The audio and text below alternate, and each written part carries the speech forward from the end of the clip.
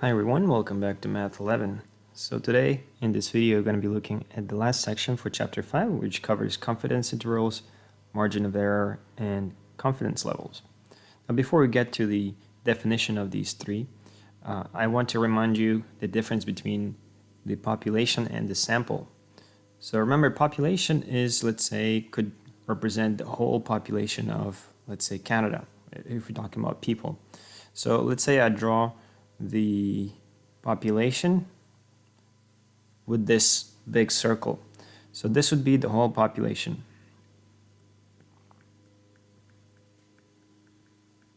Okay.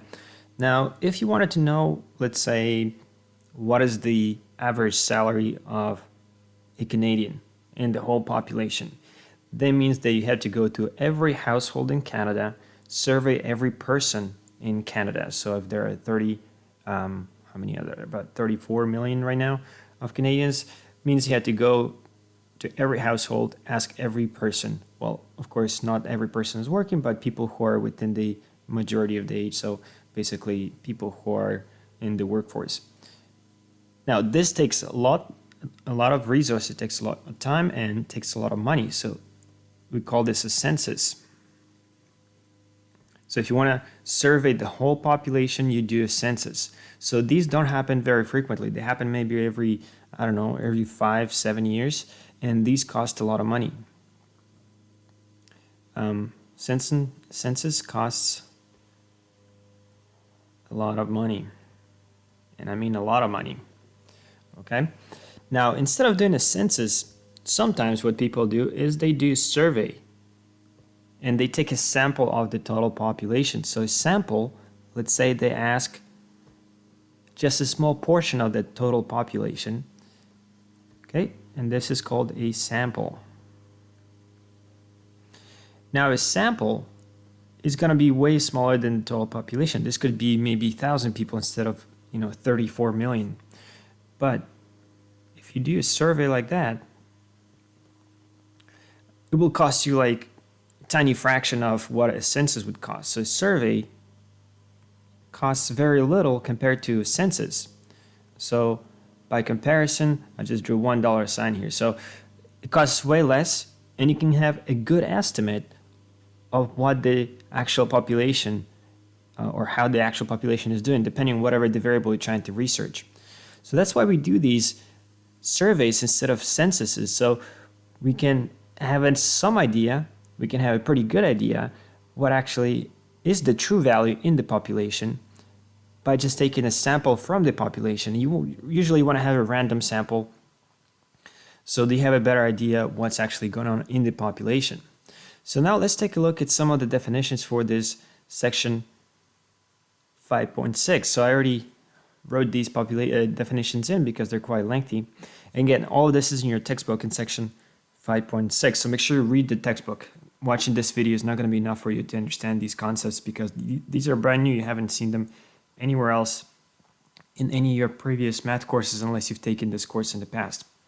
So margin of error, or ME, this is the possible difference between the estimated value determined from a sample. So again, remember, sample is the small portion from the true population and the true value from the population. So again, we're looking at the values from the total population versus the value that you got from the sample. And we're looking at the possible difference. So the smaller the difference, the more accurate your results are going to be. The smaller the margin of error is going to be. The next definition is here, the confidence interval, or CI. So confidence interval is the interval in which we are pretty sure that the true value of the population, okay, so that's your population, lies. So again, these are your X values of the population. So this is not the standardized Z value. These are the actual values in the population. And the last definition here is the confidence level. So the CL. So this is the likelihood that the result of the true population lies within the range of the confidence interval. So we look at the, again, confidence interval is how sure you are that your value is the true value in the population, and then confidence level is the likelihood that the result for the true population lies within the range of the confidence interval. So normally you want about 95% confidence interval since it would include most of the population. Now 95% is plus minus 2. So remember, if you have 95 and you remember your 68, 95, 99.7 rule, this is your plus minus 2 standard deviations, which covers most of the population. So that's a pretty common confidence level that you want in a survey. Sometimes you want a higher confidence level. You might want to have 99%, which would be like plus minus 3 standard deviations. But that just means you will need a bigger sample size, so it'll cost more money. So it's all about the reason people do surveys versus censuses, and they decide on the size of the survey is because it always costs money. So the bigger the sample size, the more money you have to spend to collect the data and analyze the data. So let's take a look at an example for this to make a bit more sense. So the first example says a survey reports 83% of university students study at least 20 hours per week. The survey is accurate within plus minus 3.5%, 19 times out of 20. Use confidence interval to interpret the data. All right, so we have a couple of different pieces of information here. Now, first of all, we see that the survey is accurate within plus minus 3.5% and then 19 times out of 20. So the 19 times out of 20, that's going to be your 19 out of 20. This is going to be your 95%. So this is 95% or 0.95 if you leave it in decimal form. The plus minus 3.5, that's going to be your margin of error. So again, margin of error is the possible difference between the estimated value and the value from the population. So the margin of error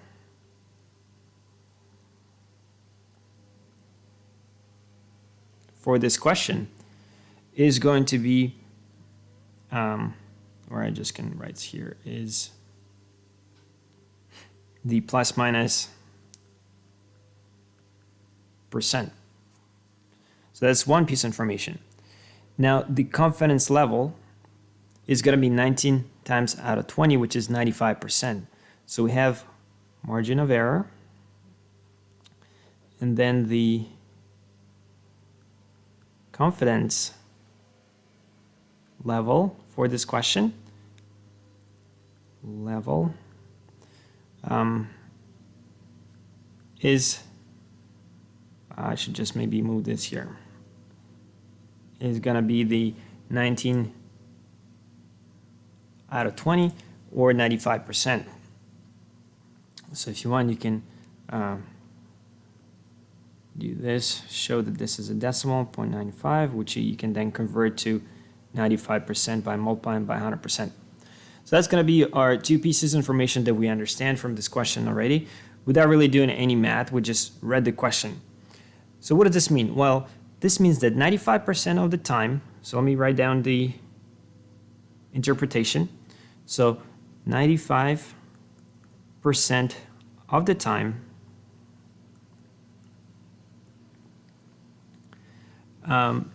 we're confident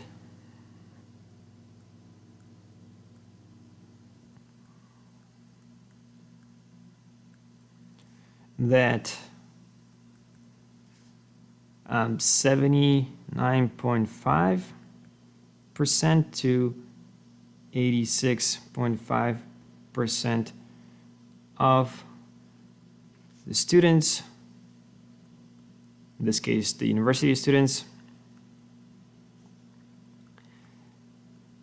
study at least 20 hours per week.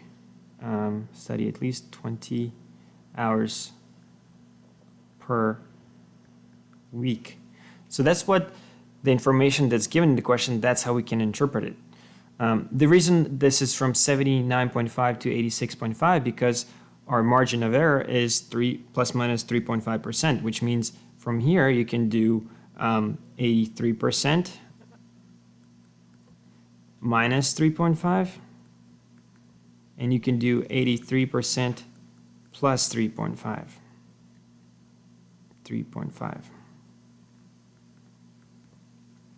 So that's where you get those values. So I got 79.5 here, and I got 86.5 there. Okay, so again, we're 95% sure that between 79.5 to 86.5% of the students in the population study at least 20 hours per week, right? So that's what this means in this question. Now, what else can we do? Let's take a look at another example, because like I said, this is brand new information you haven't seen before. You had to look at a bunch of examples. You have to do your readings, and you have to do your practice questions in order for you to understand this. So example number 2 says a survey of 600 students, so that's going to be our sample, that's how big the sample size is, found that 46% drove to school. Now results were accurate between plus minus 4.4%, 19 times out of 20. What is the confidence level and the confidence interval? What is the confidence interval for if you have a total, let's say, population 92,500 students? So maybe it's a college. All right, so a survey was based on 600 students, and we know the margin of error is plus minus 4.4%. So the margin of error is pretty easy. We can write it down first because we'll need that later on. So margin of error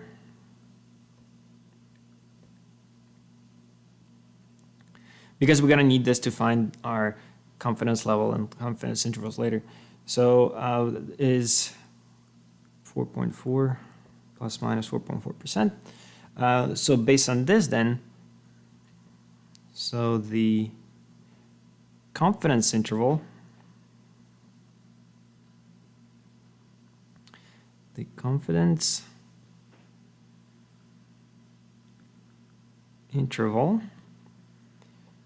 our CI is going to be the 46%, so the people that wrote to school, the plus minus 4.4%, which means that we either going to add the 4.4, so 46% plus 4.4%, which is going to be 50.4, or we're going to subtract the 4.4, so it's going to be 46 minus 4.4.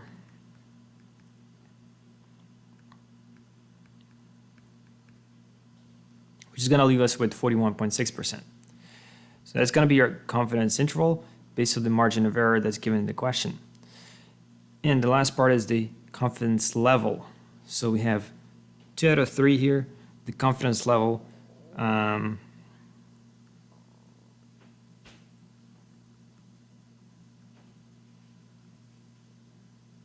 this is the CL.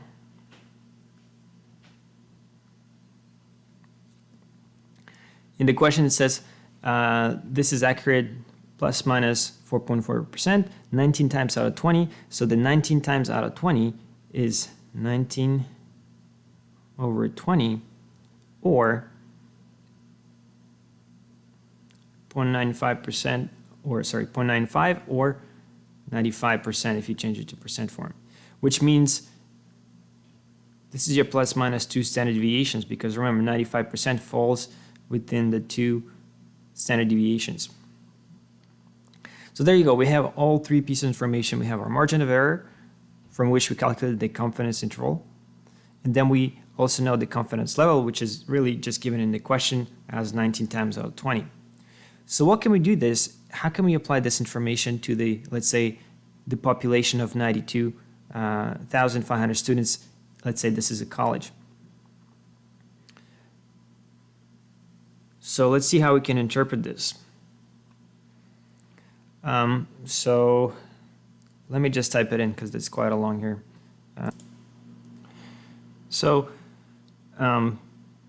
What does this mean for the total 92,500 students in the school?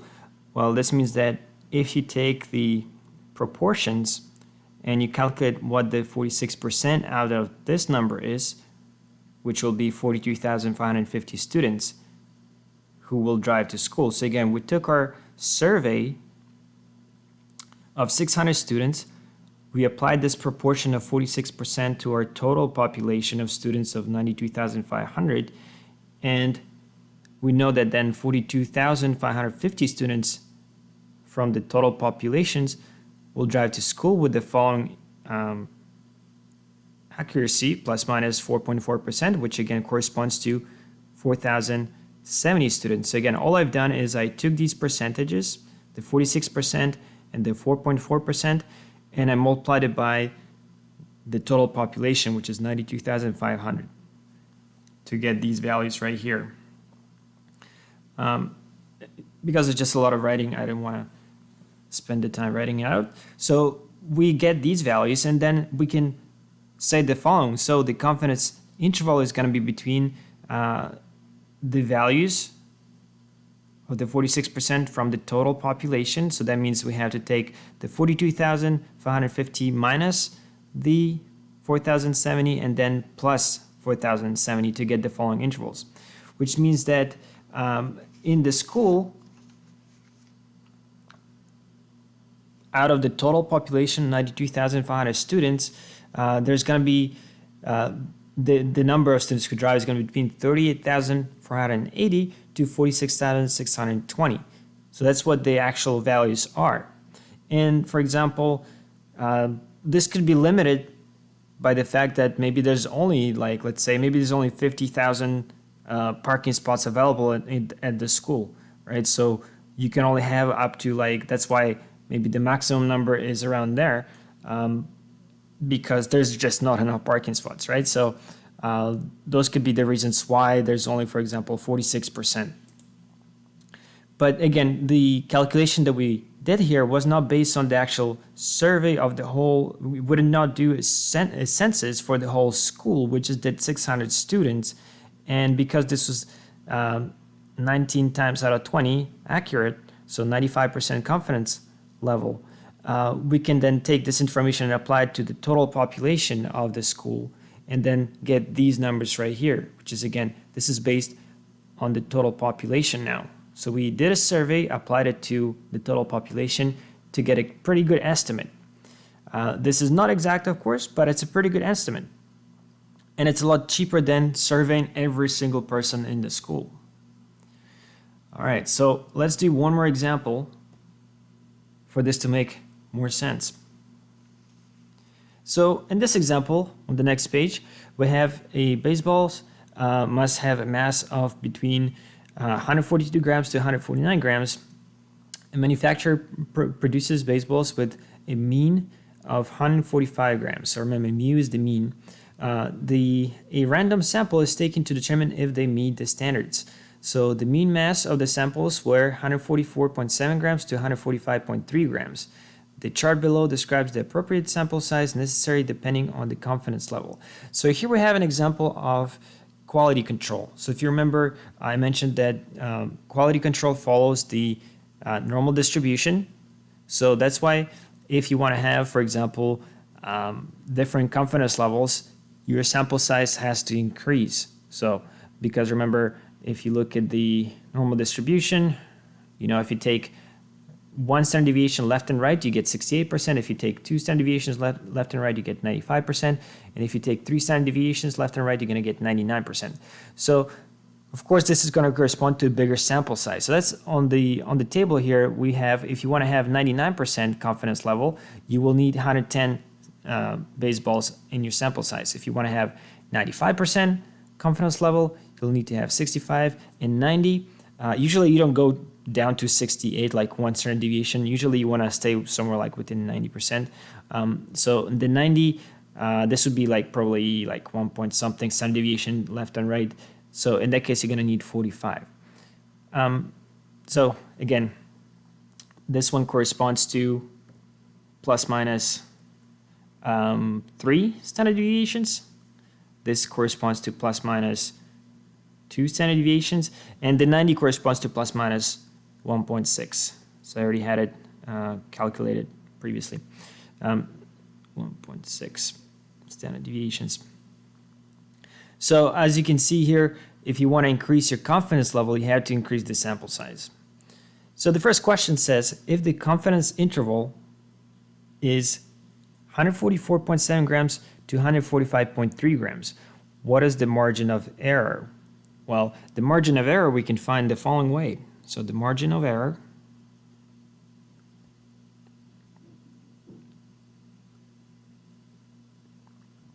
we can take our confidence interval, our CI, and do plus minus the mean, plus mu, or plus minus mu.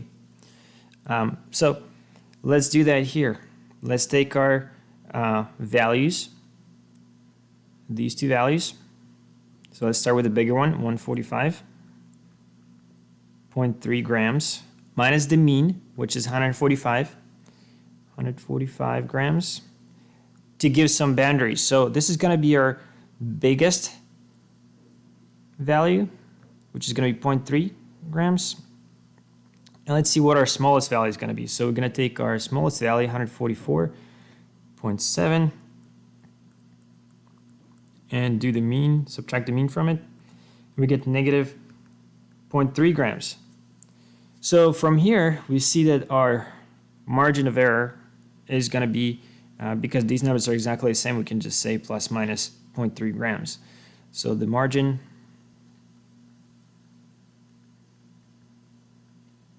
of error is plus minus 0.3 grams. Now the units here are in grams. Okay, you can convert it to percent if you need to.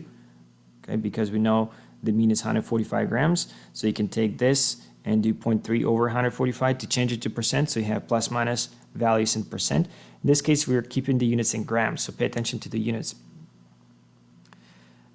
Now, that's our margin of error. Part B says, what sample size is needed to be accurate 19 times out of 20? So remember, 19 times out of 20 is 95%. So we're looking for 95%. So we're going to need 65 baseballs in our sample size to be that confident.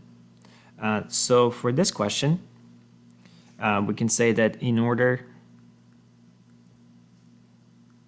to be confident,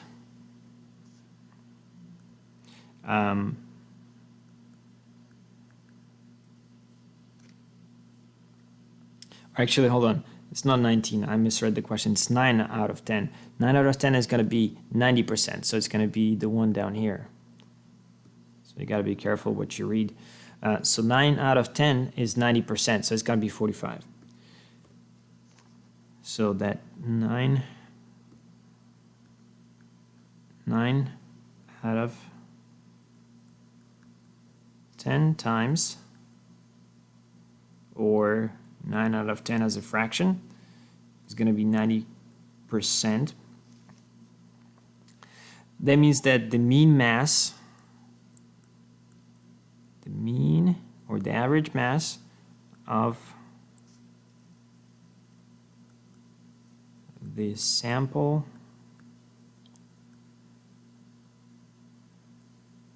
measures from what would we say?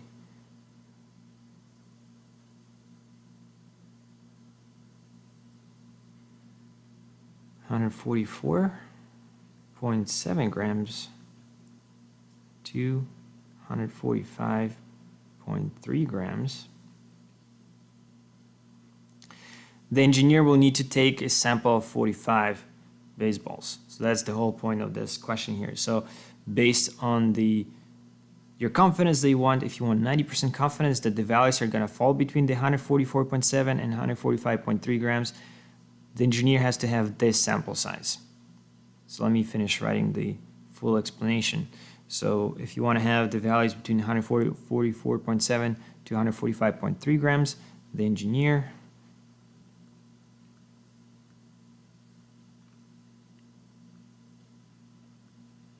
needs to take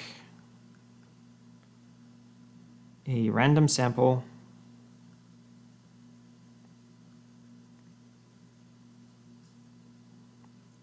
of 45 baseballs from the from the production line.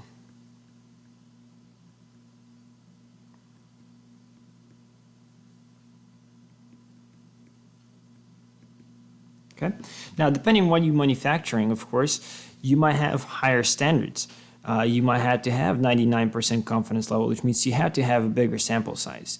Now, of course, the bigger the sample size, the more time it takes to analyze each of those samples, right? You have to measure, you have to weigh each of them, you had to put in the computer, you had to look at your output. But if the product that you're making requires that, that's what you need to do. That's why, for example, the cost of manufacturing goes up, because they have higher quality control standards, right? So this sort of stuff kind of goes into any production of any sort of goods that you manufacture, or maybe like, this can be not just manufacturing. Sometimes this can apply to data analysis in general.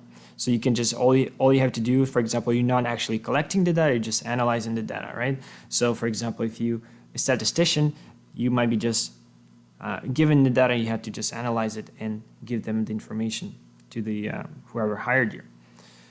So part C then says, what is the relationship between the sample size and the confidence level? Well, as we can see from part B, depending on how confident you want to be, if you want to be 95% or 90% confident, you have to have a sample size of 45. If you want to go up, let's say 95% confidence to include plus minus 2 standard deviations, you have to increase your sample size. And if you want to be 99% confident, you have to do pretty much, 99 is pretty close to 99.7, which is pretty much plus minus 3 standard deviations. You have to go up to 110 baseballs in your sample size. So the higher the confidence level, the higher the sample size has to be. So that's what we need to write down in part C. So let me just type it in, because it's a lot of writing. All right, so again, to answer the question, what is the relationship between the sample size and confidence level? So from the table, we see that as the confidence level increases, the sample size also needs to increase, right? As we see here, as this goes up, the sample size goes up as well.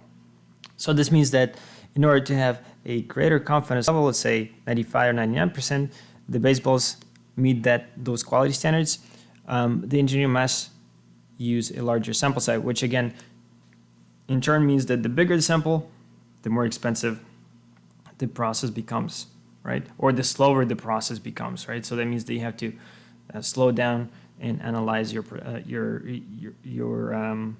product. So it always comes down to basically the cost of the process when we talk about quality control. And for the company, this means either spending more money on the analysis, and then let's say based on the results, they might have to retool their production line in order to improve the quality. And retooling a production line also costs money. You have to readjust everything, all the parameters, which takes time away from production and also costs money whenever you pause the production line, right? So there's a lot of things that actually going to be because of the analysis, because of this sort of statistical analysis that you do, can result in real life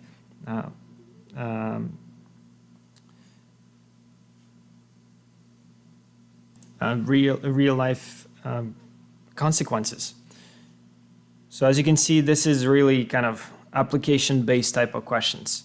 Again, this chapter is not really based on so much equations and calculations like you would if you were actually studying statistics and you had to actually know the functions like Gaussian function. It's more about just descriptive part of it. So here we're just looking at the definitions. We're seeing how they actually matter in different examples, and that's all we're doing here. So the goal here is to understand what each of these mean and what they represent when we're talking about the actual data analysis. So again, for practice, make sure you read the textbook. Like I mentioned before, you have to read the textbook maybe more than once, because this is brand new to you. You haven't seen this before. And this is not something that you understand from the first time. So if you just watch the video and do the quiz, you're not going to do well, because that's not going to be enough. So for homework, make sure you read the textbook on this section, 5.6. This is the last section for the chapter 5. And make sure you do the practice questions 1, 2, 6, and 8. Again, if you have any questions, make sure you ask them in Teams and post them under the this video.